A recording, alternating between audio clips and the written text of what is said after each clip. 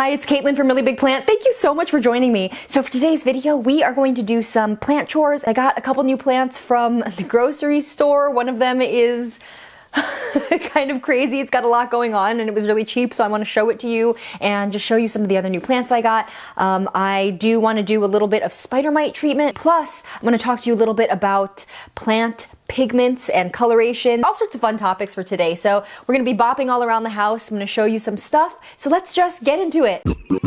Really big plant.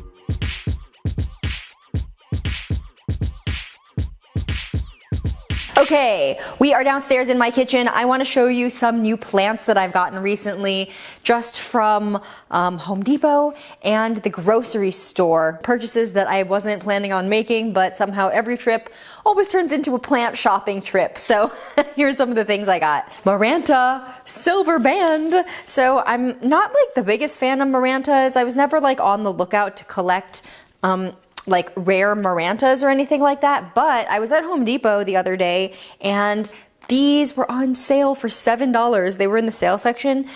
There were a whole bunch of them looking pretty sad and I thought that they just needed a watering, but this was like a few days ago and I've watered this plant and I've been giving it light and it looks really kind of it still looks kind of sad. So I bet that these maybe have a little bit of like root rot or got kind of overwatered or something. I'm basically just waiting to see if these successfully push out any new growth or if they're gonna just get limper and limper. So if it seems to me like this plant isn't perking up at all, you know, sometimes after a plant has been in kind of like a bad watering situation, it can take 2 weeks or so for the plant to kind of equilibrate, to figure itself out, to start looking a little bit healthier again. So I'm gonna give this another like week to see if giving it bright light and having rescued it from like the bottom shelf of the sale section where it was in the dark and it was bone dry when I brought it home, so I gave it a really thorough drink. So I'm hoping that it wasn't dry for long enough that all the roots died.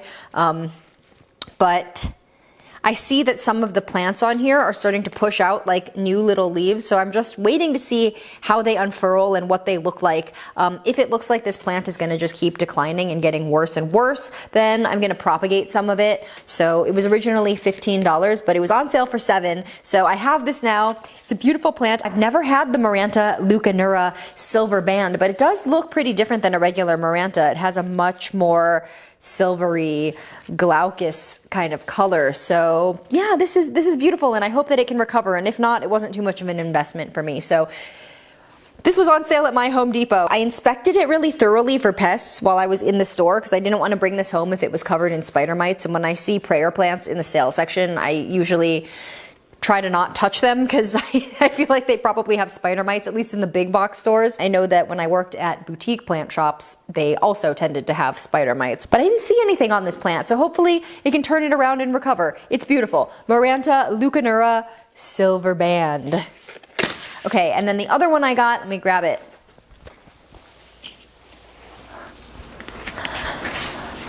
On that same Home Depot trip, okay, hang on, gotta clean.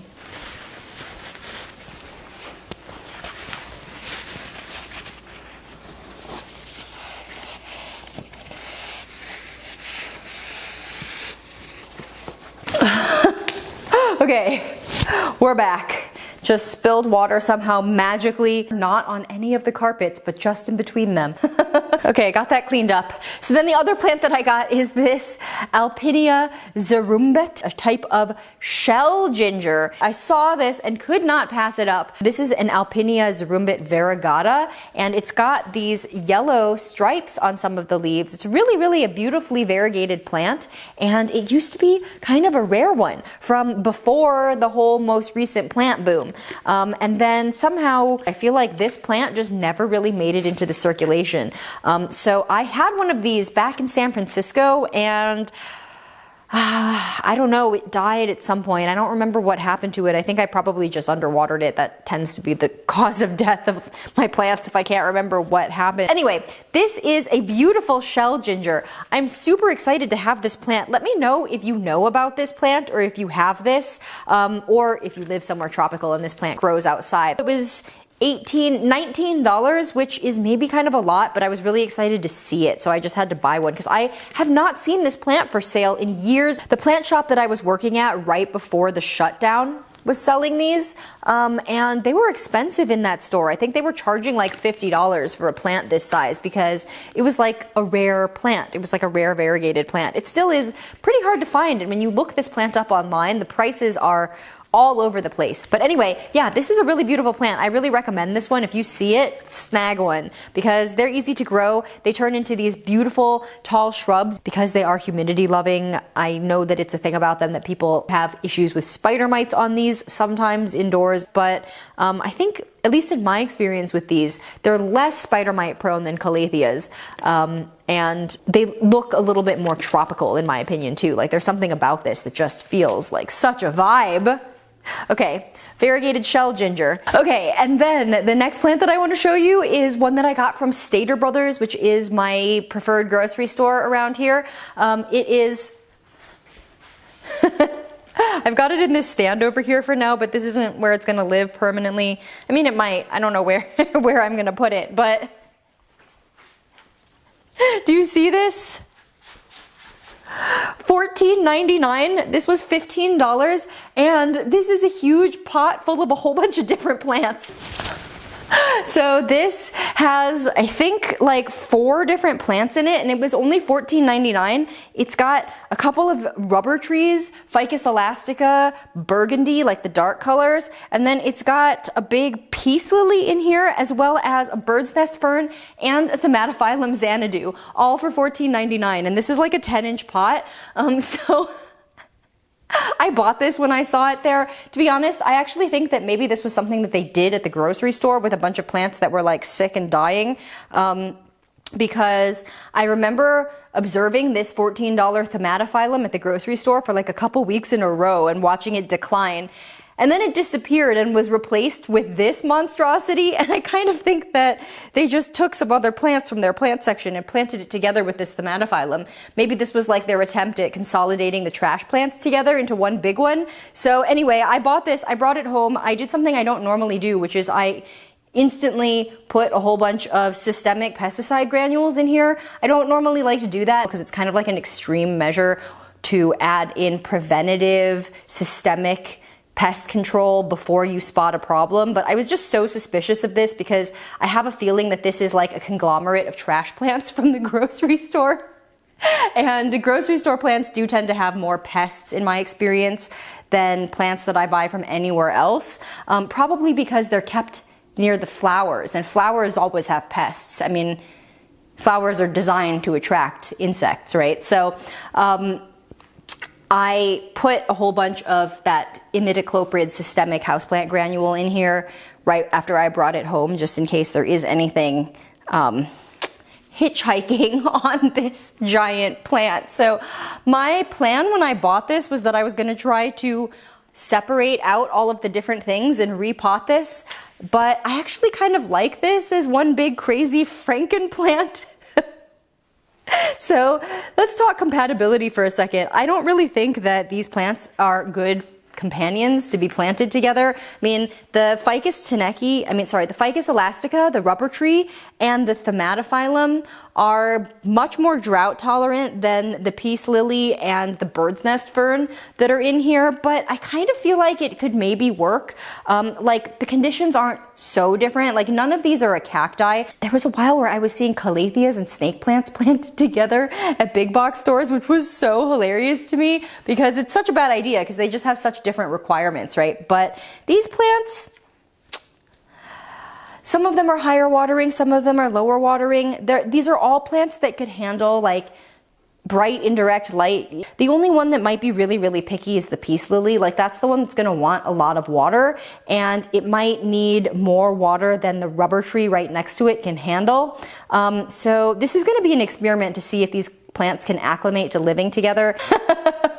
I just had to buy this. It was too weird. So we'll see what happens with this. I will keep you guys updated on my mega Frankenplant. 4 very different roommates all living together with only one bathroom. We'll see what happens with this. And then while I'm over here, I just want to update you on my money trees that I separated. They're all still alive, all 4 plants. There are 3 in this pot, and then there's 1 pot over there, which I will show you in a second. But they're all doing great. I've been doing this thing where I come over and squeeze the trunks every few days just to make sure that they're not like getting soggy or nothing's wrong with it. I have only watered this plant, let's see, I probably watered it maybe 4 times since I did this unbraiding, and I did the unbraiding like 2 months ago. So I've been on a really light watering schedule with this plant while it acclimates. I've only been watering it like once every 2 weeks or so, and it has been doing great for me. I've been keeping it extra dry. That's my intuition with this plant, and I have never had problems with them that way. So I have just been keeping the watering really light. Only water it about once every 2 weeks. So yeah, this plant has been doing really well for me. You might have noticed that this is where the cat palm used to be when I did that repotting video a couple weeks ago. My cat palm has unfortunately moved outside now. I had it in my bathroom for like weeks thinking that I could beat the infestation in there. I did take it outside. It was covered in spider mites, and it, I think, gave spider mites to pretty much all of the plants around. I'm going to show you the plants that have the spider mites. I always leave the plants with pests till the end of my filming days because I don't want to be transferring the pests around between my plants. But my philodendrons from Gabriella plants, the Summer Glory and the Gloriosum that I bought from Home Depot, the plants that were like around in this area when I repotted my palm tree, they've all got spider mites. So behind me here, I've got these 3 spider plants. They also had some signs of spider mites, but I've been washing them, and I think that they're actually in the clear at this point. I don't want to jinx it too soon, but I feel like they were less affected. Oh, I do have, I should show this to you. This is random. This is a grocery store philodendron. This is a little Thematophyllum Thematophyllum Xanadu, and I keep buying these every time the grocery store has them because they're only $4. This one was $4.99, $5. I keep buying these because I really like them. They're harder to propagate than a normal philodendron because they've got this really thick stem, so I like to buy them when I see them cheap. There's something about the form of this plant that is just so appealing to me. It's so charming. Okay, and then, oh yeah, I said I was going to show you my other money tree. Can you see from here? Okay, let's go look at this money tree real quick. Can you see me? Gosh, my eyes are so bad, and these contact prescription is really old. I haven't been wearing my glasses. I've got this mystery infection in my head. That's the reason why I haven't been wearing glasses, because I have all of this like head pain. I've been having a really hard time trying to get to the right specialist. I've been on 6 courses of antibiotics in the past few months. Anyway, I don't normally talk about this kind of thing. I've been like really not feeling well recently. I've got all this swelling and pain in my face and all of this like stuff going on around my ear. It really hurts when I smile, which is like the saddest thing ever, because like if you've been watching my channel for a while, you know I'm like a really smiley person. I like to smile, I like to laugh. If my energy levels have been subdued, I have been not really feeling like myself. Finally got scheduled for a CT scan. Hopefully I'll finally figure out what's going on, be able to wear my glasses again. I've just been trying to center myself in my plant care, find joy in the little things. Anyway, I'm over here to show you my money tree, my beautiful, beautiful money tree. This is my like favorite plant that I've repotted recently, and this is part of the unbraiding money tree project that I did a couple videos ago, and I just adore this. I've been moving it all around my house so that I can look at it wherever I go because it's so beautiful to me. The twisted stem is so just dainty, and the feeling of the bonsai, and look it, it's like a little personal umbrella right now. It's just so cute. What's not to love about this? And then the pot looking like a little amphora. I just love this little setup. So anyway, I've got it over here on this on this shelf system that I don't know if it's sturdy enough to support this, so I think it's okay. Anyway, I've got it up here on this little shelf and I feel like it looks great. So, woohoo! One money tree looking great over there, and then the triple unbraided money tree looking great over there. And then, oh, I have really sad news. I bought a really big money tree. It was $150 from Home Depot, and my plan was to unbraid it. the whole thing rotted, like not that long after I brought it home, or not the whole thing, but it's rotten. It was really, really heavy and waterlogged when I bought it, but it seemed fine. I maybe should have repotted it right after I brought it home, but I thought it would be okay. You know, like it had drainage holes. I put it right by a west window, but not like where it gets direct sun, because there's like an overhang outside, and so it just gets very bright ambient light. It should have been the ideal place for that plant, honestly, and it is rotten. It's squishy. The trunks are disgusting. So I bought it about 3 weeks ago, maybe almost a month ago now, and I noticed it starting to feel a little bit squishy. Within about a week, I perhaps should have repotted it into a terracotta pot, or just changed it out and removed some of the wet soil, but I didn't realize how bad the problem was. The plant feels very, very heavy to me, and I thought that it was because of the plant, but it could also be because the soil ball is very wet. So anyway, it's rotten, and it probably was already on its way to rotting when I bought it, just because of how quickly it happened and how I know that I actually gave the plant pretty good conditions. So in this case, I don't think it was my fault. If you've been watching my channel, you know I'm the first person to be the quickest to admit that I did something wrong with my plant care, because that's how we learn. But in this case, I actually think that maybe they overwatered it at Home Depot, and the plant was going to rot no matter what I did to it at that point. So this weekend or tomorrow, my plan is to take it back to Home Depot and ask them for a refund. They should refund the whole thing, because I do have a receipt. So that's kind of sad news that that money tree didn't work out, but oh well. I want to unbraid another one, but I guess that one is not the one. So womp womp.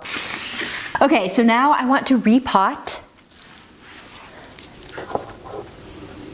my philodendron Florida. This is a philodendron Florida green as opposed to the philodendron Florida ghost. I got this from Home Depot. I noticed that it's got this thing in the pot which the houseplant community likes to call death plugs. And I would like to talk about that a little bit today, and also see what's going on at the root zone.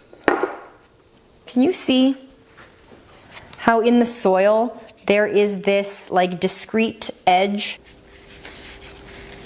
There's this mound right here, and you can see that it's a little circle. That is this thing that the houseplant community refers to as the death plug, and I want to do a little bit of myth busting while we repot this. So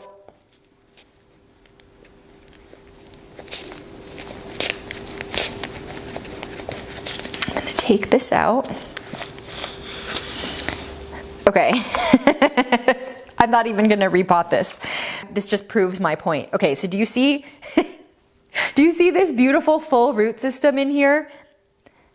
This super supports what I'm about to say. I think the houseplant community is very carried away with our reaction to this thing called death plugs, which is just really, I think, a scary misnomer. There is a smaller section, like a little netted plug that has a little bit of mesh or some type of fabric around it, where the initial propagation, where the initial plant start, was started in. You know, like if you've ever grown something from seeds, there are little smaller containers that you use to start seeds in, and then you size them up and up and up. One of the ways that you can do that is there are these little seed starting plugs. A lot of nurseries start their plants that way, and when it comes time to size the plant up into a bigger pot, they just take that whole plug and just stick it straight into the dirt of another pot. And the houseplant community has this reaction to those little plugs in there when they do repottings. They really, really strongly react to the existence of that core being there, saying that that plug is going to kill your plant. Honestly, I feel heartwarmed by it, because it just is another sign to me of how much houseplant people, we really baby our plants. We really, really, really care about them. But these little fabric bags are not going to be the thing that kills your plant or stops it from being able to root. There is some nuance in this. Of course, there can be a huge discrepancy between the substrate that is inside of that initial plug and whatever the other substrate is that the plant gets repotted into. You can run into problems if the substrates are so different that the plant roots want to stay in their little plug. But seeing the like death plug there is not a death sentence for your plant, and it's honestly not even something that I tend to do anything about, although I am on sort of the extreme end of just like letting my plants do whatever they want. So at this point, I was gonna repot this because I was worried that maybe the roots were stuck around that plug, and I was gonna show you how the plug can affect growth. And then I was gonna circle back to how I don't think the existence of those plugs there will ultimately hinder the plant from growing if it's healthy. But it looks like when you see these roots growing all around healthily everywhere that the plug didn't hinder this plant at all. I mean, the roots have fully emerged. They are growing all around. So I'm just gonna stick this back in its pot and leave it for when I'm gonna do a fuller repotting. But yeah, I just wanted to talk to you a little bit about the concept of death plugs, because if that's something that worries you, I just want to reassure you that you don't have to be super vigilant on the lookout for these little plugs and worry that they are going to destroy your new plant. Any nursery that's producing at scale is probably using these plugs at some point in their process, and it's not a bad thing. The way that plants can grow through so many different substrates and break apart concrete and grow into rock and stuff like that gives me great faith that when someone puts a sponge that's meant to be a growing medium for a plant inside of a plant pot, it's gonna be okay. Even if it might temporarily hinder the baby roots, as the plant continues to grow, roots can find their way through. I keep using the term death plug. That's not an official term, but the houseplant community kind of uses it like one. Okay, so there's the philodendron Florida green. Gonna put this away over here. This is another Thaumatophyllum Xanadu that I got at the grocery store along with the other one that I showed you right over there. I got two at the same time and they were both $5 a piece. So, hooray! Oh, by the way, I kept all the watering cans, even the one that looked like the toilet cleaner brush. That was my favorite description of it, and now I can't unsee it. Thank you very much. But I actually still really like using it. I like how it's light, and it actually is just big enough to fill in my sinks upstairs, so I like that about it too. So I ended up keeping all the watering cans from my like watering can haul video. All right, you see me here? I'm gonna sit on my dog's dog bed. Okay, so all of these plants right here have spider mites. This is my philodendron Trouble Tonight, which was hybridized by Gabriella plants and is growing beautifully despite the spider mites, and I need to wash it again and give it a little bit of treatment. And then this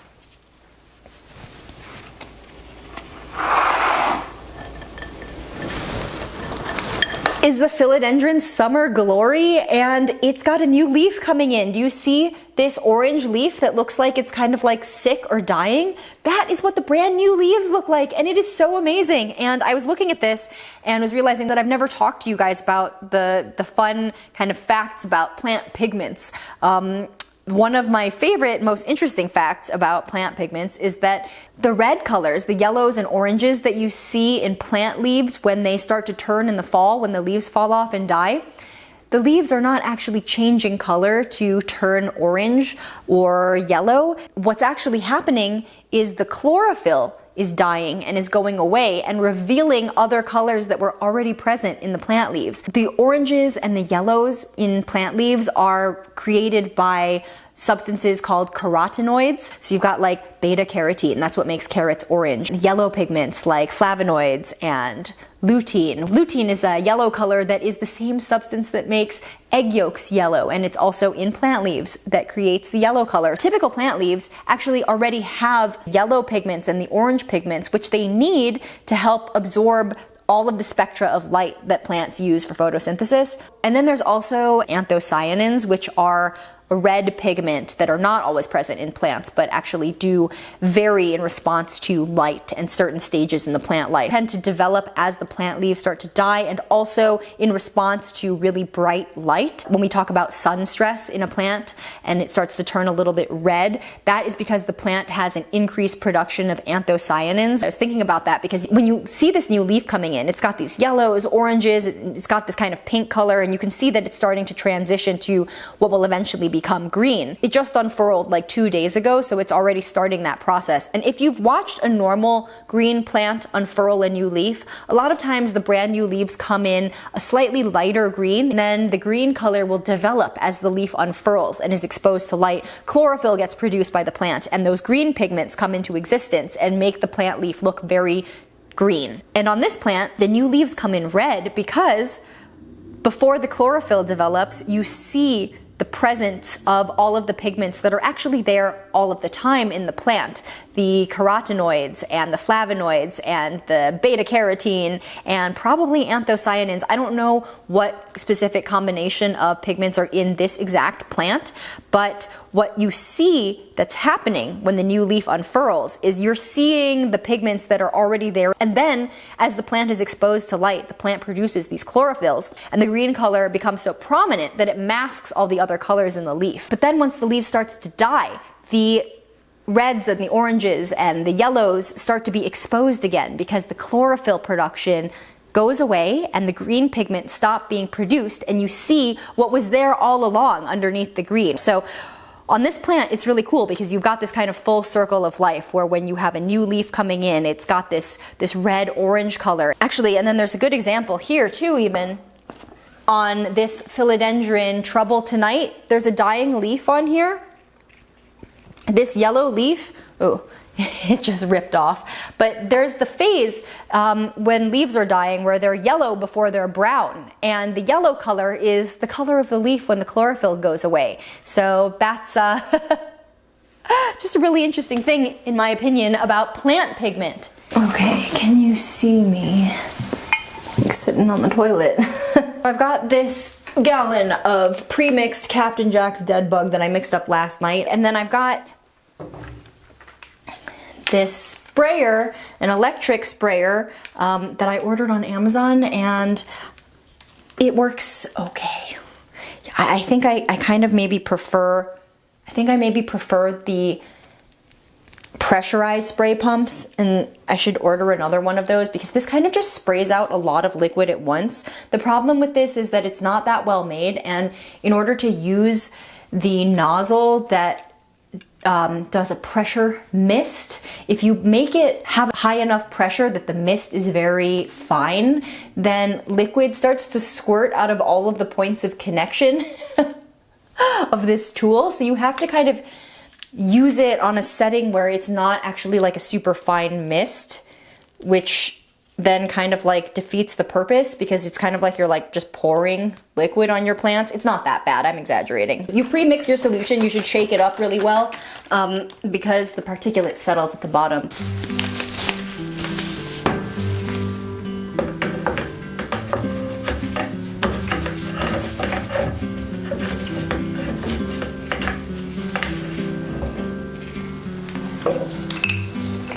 So I've got my container with the hose in it, and then there's just this button here.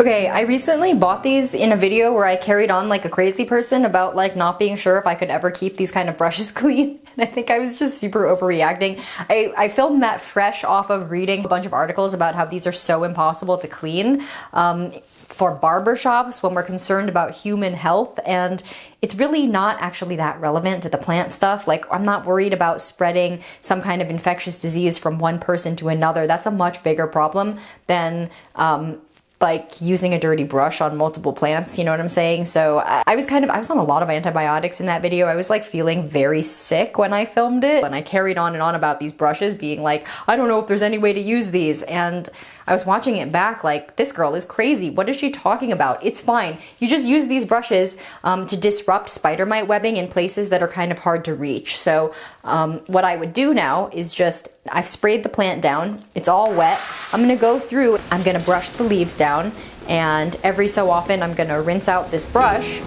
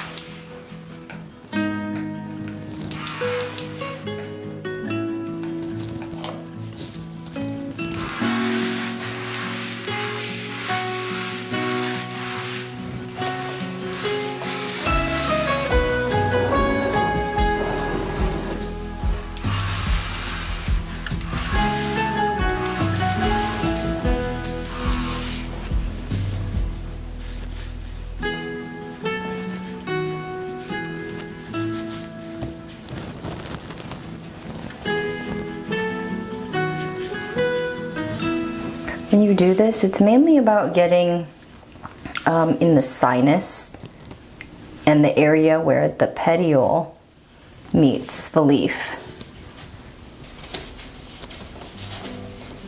If you see the leaves have wrinkled up edges like this, you really want to make sure to get in that little curled up bit of leaf edge. It's a really good place that spider mites like to hide.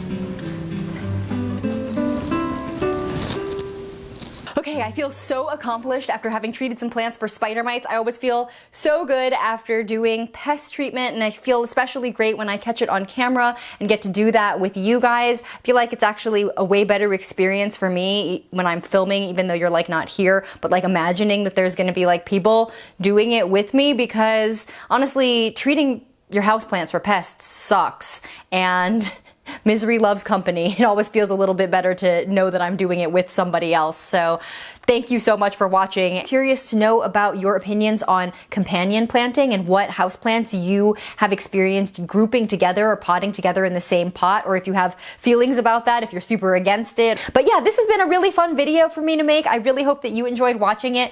It is so fun to have this plant channel. Every time I sit down to make a video, the level of gratitude that I feel for this opportunity to create this community around learning and plant appreciation, I feel so appreciative for all of the opportunities that we have before us in the year 2024. It's so crazy how the world kind of gets better and gets worse at the same time. Strange time to be alive as I'm sitting here talking to my camera home alone, but simultaneously talking to thousands of people. My goodbye just turned very existential. Anyway, thank you so much for being part of this and for being here. I hope that this was a fun video for you. I hope that you enjoyed watching it, and I hope that your plants are bringing you joy and that you're having a fantastic planty week, and I hope to catch you in the next one.